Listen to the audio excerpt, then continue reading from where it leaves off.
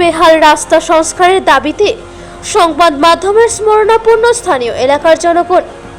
জানা যায় যে দীর্ঘদিন ধরে কুমারঘাট শহর লাগোয়া দেওসেতুর সামনে থেকে কৈলাসহর যাবার রাস্তাটি কুমারঘাট এসি কমপ্লেক্স হয়ে আশ্রমপল্লী পর্যন্ত প্রায় 1.5 কিলোমিটার রাস্তা বেহাল দশায় পরিণত। রাস্তাটির বেহাল দশার কারণে নিত্য পথযাত্রী সহ অফিস কর্মচারী থেকে শুরু করে স্কুল পড়ুয়া ছাত্রছাত্রী অসুস্থ রোগীরা চলাচলের ভীষণ সমস্যায় ভুগছেন। রাস্তাটিতে বিগত কয়েক মাস পূর্বে পরপর 2 বার সাময়িকভাবে সংস্কার হলেও নিম্নমানের কাজের জন্য পুনরায় রাস্তাটি বেহাল দশায় পরিণত।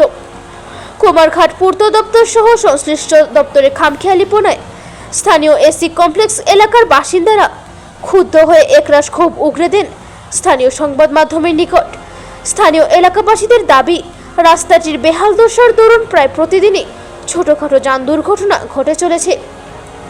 পাশাপাশি নিত্য পথযাত্রীদের সমস্যার কথা মাথায় রেখে অবিলম্বে আসন্ন দুর্গাপুজোর পূর্বেই যেন রাস্তাটি পুনঃসংস্কার করে জনসাধারণের চলাচলের উপযোগী করে তোলা হয়। জানা গেছে, রাস্তাটি পূর্ত দপ্তরের অধীনে থাকলেও বর্তমানে রাস্তাটি NHIDCL এর অধীনে রক্ষণাবেক্ষণের দায়িত্বে রয়েছে। তাই বর্তমানে রক্ষণাবেক্ষণের দায়িত্বে থাকা নির্মাণ সংস্থার প্রতি আহ্বান জানানো হয় অবিলম্বে রাস্তাটি পুনঃসংস্কার করে স্থানীয় জনগণের দাবি পূরণ করতে। অন্যথায় পুজোর পরবর্তী সময়ে রাস্তা সংস্কারের দাবিতে এলাকাবাসীরা সংঘবদ্ধভাবে বৃহত্তর আন্দোলনের পথে নামতে বাধ্য হবেন। Bureau report, Shyamali Tripura.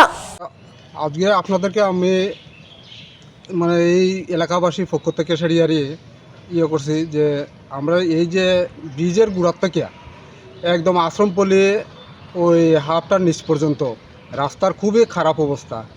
আজকে দীর্ঘদিন থেকে সারিয়ায় এইদিকে কোনো লোকজন চলাচল করতে পারে না। রাস্তা যত দিন যায় ততই শুধু খারাপর। এখন তো বাজার থেকে আমরা যদি এসি অফিস পর্যন্ত টুকটুক আইতে চায় না এই রাস্তার কারণে। রাস্তা এতই খারাপ হয়েছে, এই রাস্তাটা যদি এখন একটু রিপেয়ারিং করা হয় তাইলে আমরা এলাকাবাসীর লাগে আর খুব ভালো হয়। বা ছাত্রছাত্রী স্কুলে যাইতে পারে না এদিকে, তারপরে টুকটুক তো আইয়ে না, গাড়ি ঘোড়া আইয়ে না, অফিসের লোকজন যাইতে পারে না। এই রাস্তা লেগে একটু বৃষ্টি দিলে পরে পুরা রাস্তার উপরে জল একদম কাদা পুরা জমিয়া সারিয়া লোকজন প্যান্ট উঠে লইতে হয়, একদম উপরে উঠে সারিয়া অফিসে যাইতে হয়, স্কুলে যাইতে হয়, বাজারে যাইতে হয়। তাই আপনাদের মারফতে যাতে এই রাস্তাটা একটু তাড়াতাড়ি পূজার আগে একটু রিপেয়ার করা হয়। অল্প রিপেয়ার করলেও আমরা খুবই একটু উপকৃত হইতে পারি আমরা এই এলাকাবাসী। আমি এই এলাকারই এসি কমপ্লেক্সের এলাকারই লোক। এই এসি কমপ্লেক্স সহ সবাই যাতে এই পূজার সময়টাতে একটু